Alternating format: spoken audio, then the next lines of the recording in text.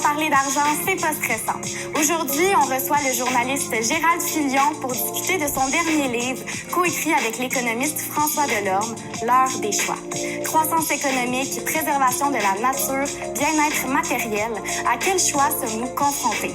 Et on termine en parlant des investissements ESG. Si ça ne vous dit rien, restez des nôtres et vous le saurez bien vite.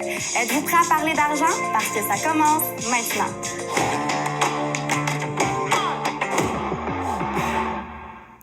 Lorsqu'on entend parler d'écologie et d'économie, parfois on dirait un peu le débat de la poule et l'œuf, lequel vient en premier. Le journaliste spécialisé en économie Gérald Filion a écrit un livre avec l'économiste François Delorme qui tente de répondre à la question.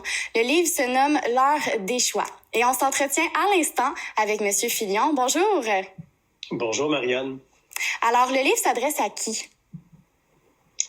Je pense que ça s'adresse à tous les citoyens qui sont intéressés par les questions de l'économie, de l'écologie, des inégalités, comment fonctionne notre société, qu'est-ce qu'il faut faire pour améliorer les choses. Donc, on parle souvent d'environnement, des moyens qu'il faut adopter pour réduire les émissions de gaz à effet de serre. On parle des inégalités économiques et sociales.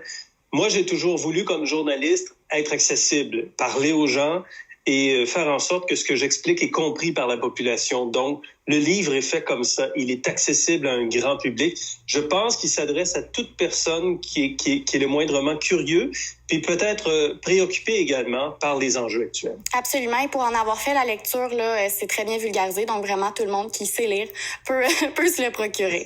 Et sinon, est-ce qu'il y avait un impact que vous aimeriez avoir avec l'écriture de ce livre?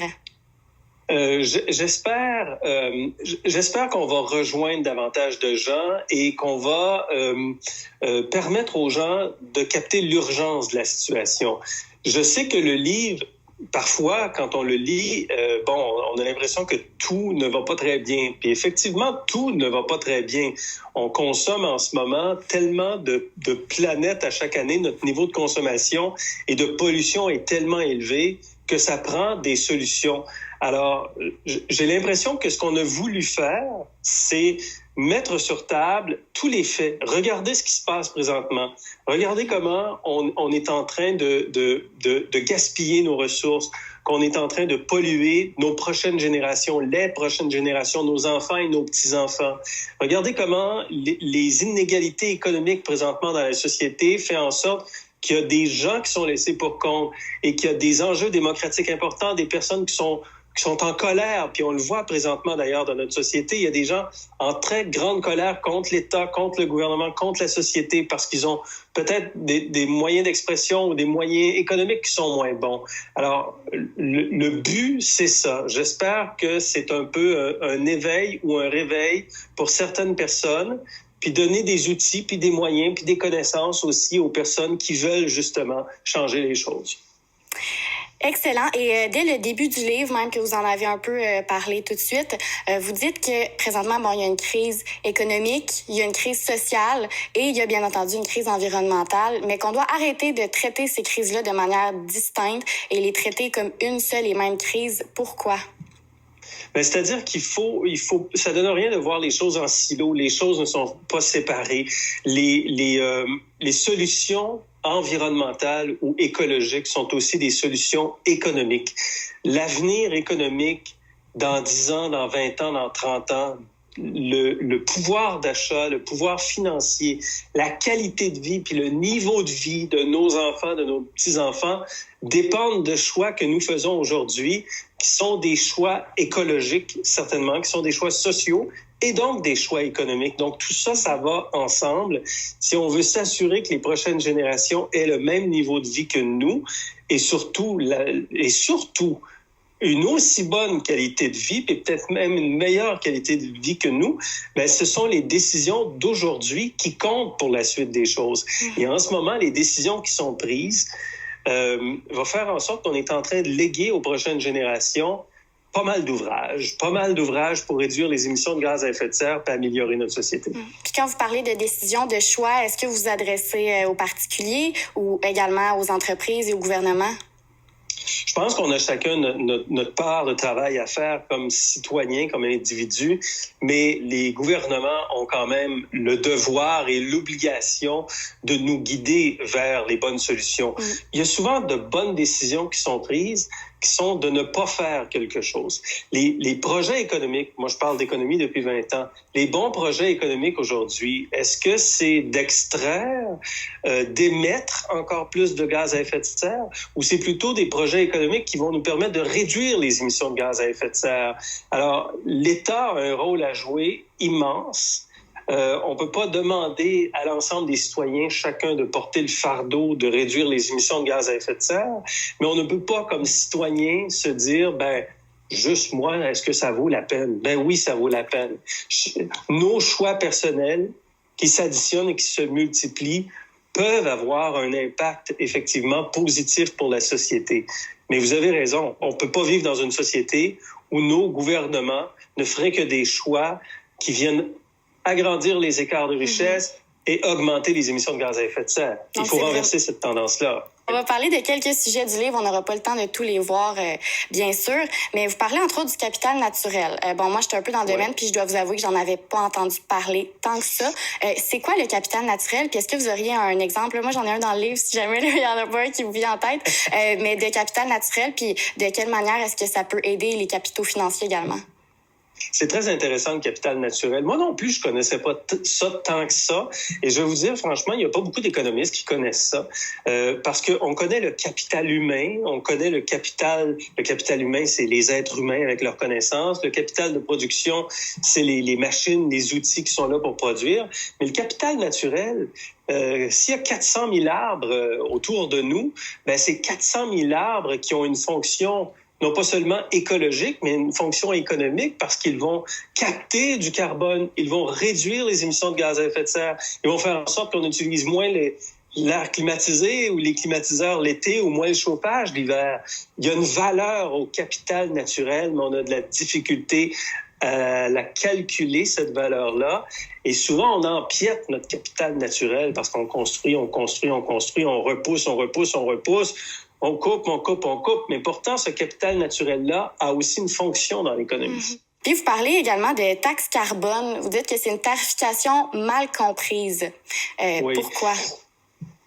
C'est-à-dire que ça s'appelle une taxe. Généralement, les gens, on leur demande, voulez-vous une taxe de plus? Ils vont dire non. Alors, c'est certain que présenter les choses comme étant une taxe carbone ou une tarification du carbone, ça peut être mal reçu, et surtout quand ça veut dire un prix de l'essence plus élevé. Mais la tarification du carbone, c'est quoi dans le fond? C'est de mettre un prix sur la pollution, de mettre un prix sur le carbone qui est émis pour encourager un changement de comportement, pour encourager les gens à contourner la tarification. C'est pas à la payer, à la contourner. Et la meilleure façon de la contourner, c'est de s'acheter un véhicule électrique, c'est de prendre le transport en commun, c'est d'être en télétravail, c'est de faire du covoiturage à 3 ou à 4 avec des masques en ce moment, mais quand même. Donc, c'est de trouver des solutions pour éviter d'être obligé de la payer finalement, la taxe carbone. En continuant sur la voiture électrique, vous parlez que la voiture électrique, sur 150 000 kilomètres, elle émet 65 % moins de gaz à effet de serre qu'une voiture traditionnelle. Mais quand même, M. Delorme, l'économiste avec qui vous avez coécrit le livre, vous le savez très probablement, dit que ce n'est pas une solution d'un point de vue écologique et économique, malgré ces chiffres-là. Êtes-vous d'accord et pourquoi? Je suis d'accord et je suis d'accord parce que c'est pas une solution à long terme. Nous sommes en ce moment remplacer un véhicule à essence par un véhicule électrique, c'est un gain.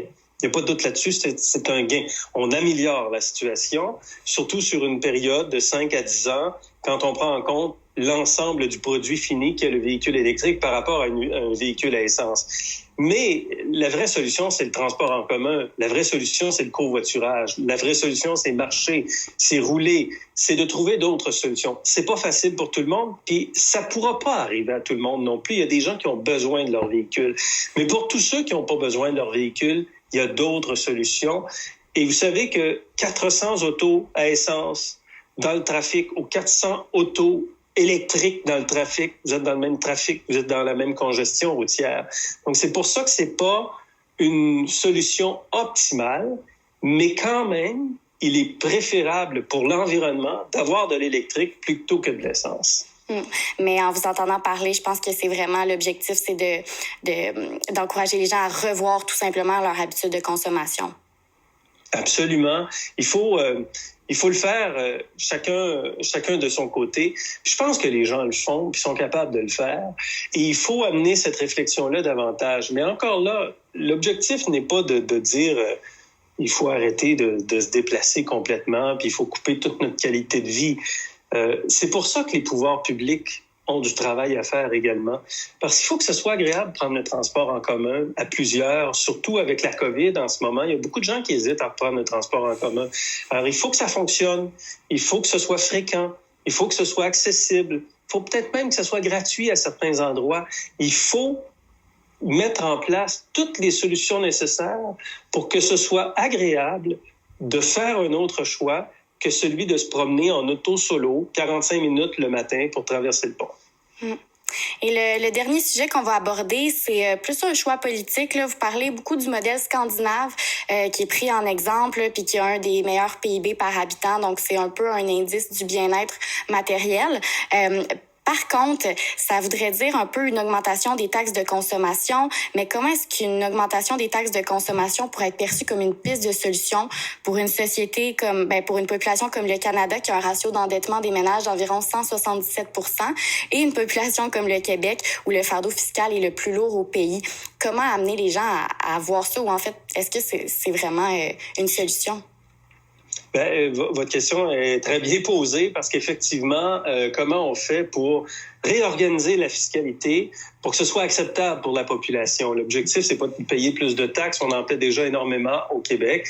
L'objectif ici, est, dans le cas des Scandinaves et des pays nordiques, ils arrivent à financer fortement les services publics. Donc oui, il y a une taxe à la consommation de 25 %.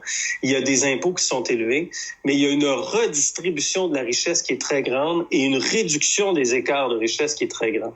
Alors, regardons la finalité des choses. Est-ce qu'on peut réduire les écarts de richesse et offrir massivement des services publics à l'ensemble de la population pour que tout le monde soit touché correctement? Mais c'est certain que demain matin, un gouvernement arrive ou un parti politique arrive et fait la proposition « Moi, j'augmente les taxes de 15 à 25 % comme les Scandinaves, votez pour moi. » Il passera jamais. Mais ça prend une réflexion beaucoup plus poussée sur la fiscalité, une réorganisation de la fiscalité pour qu'elle soit plus efficace et qu'elle réduise pour vrai les émissions de gaz à effet de serre, puis qu'elle fasse fonctionner davantage notre système d'éducation et surtout notre système de santé. Mm-hmm. Puis encore là, est-ce qu'on pourrait dire que c'est une question de tarification mal comprise, dans le sens où, bon, les taxes de consommation, c'est pas les mêmes choses que l'impôt sur le revenu, c'est toutes des choses qui pourraient être jouées. Est-ce que c'est toutes des choses qui pourraient être jouées? Oui, c'est-à-dire que les impôts, c'est de taxer notre revenu de travail et ou le revenu des entreprises, alors que la consommation, la taxe à la consommation, c'est de taxer la consommation. Donc, un des exemples qu'on met dans le livre, par exemple, c'est les produits chinois qui arrivent ici. On en importe des produits chinois et on en achète beaucoup. Mais si vous mettez une taxe à la consommation plus élevée, vous allez taxer davantage les produits chinois. Qu'est-ce que ça va faire? Ça va le rendre peut-être moins intéressant que certains produits qui sont ici. On peut jouer d'ailleurs avec les taxes à la consommation. Et par exemple, les personnes plus démunies qui se verraient taxer davantage avec la taxe à la consommation parce qu'on n'est pas sur le revenu, on vient pas équilibrer en fonction du revenu la taxation, peut-être qu'ils pourraient avoir un soutien financier plus large, justement, pour leur permettre de compenser. Mais je suis pas en train de vous dire que c'est la solution. Je ne sais pas, moi, si c'est mieux la taxe sur le travail, les impôts ou la taxe à la consommation. Ce qu'on dit dans le livre, toutefois, c'est que les pays nordiques, les pays scandinaves ont développé des modèles extrêmement intéressants pour retourner la richesse aux gens, pour créer des services publics qui sont forts, pour réduire les émissions de gaz à effet de serre, pour faire en sorte que les niveaux de vie et la qualité de vie soient parmi les meilleurs. Mm-hmm. On est pas mal, nous autres aussi, mais on peut quand même apprendre des choses des autres. Oui, puis ça, je tiens à le dire, vraiment, dans votre livre, vous vous regardez des pistes de solutions puis vous encouragez le lecteur à faire sa propre réflexion. Donc, si je pouvais créer un crédit d'impôt pour acheter ce livre-là et une déduction pour en faire la lecture, ça serait dans mes plans futurs. Pour boucler la boucle, êtes-vous optimiste par rapport aux choix qu'on va prendre en tant que société? Je suis optimiste, oui, je suis optimiste. Je suis optimiste quand je vois les initiatives de jeunes agriculteurs, quand je vois partout dans les villages et dans les régions du Québec et dans les arrondissements de Montréal, et je vois plein de bonnes idées de jeunes entrepreneurs et de gens très engagés dans leur société. Donc oui, je suis optimiste. Je pourrais être pessimiste parce que j'ai l'impression qu'on n'atteint jamais nos objectifs, particulièrement sur la réduction des émissions de gaz à effet de serre. Mais ça, c'est du passé. Regardons vers l'avenir et je suis optimiste par rapport à l'avenir. Excellent. Il faut être optimiste. On n'a pas le choix d'être optimiste. On n'a pas le choix. Merci beaucoup, M. Filion. Merci à vous.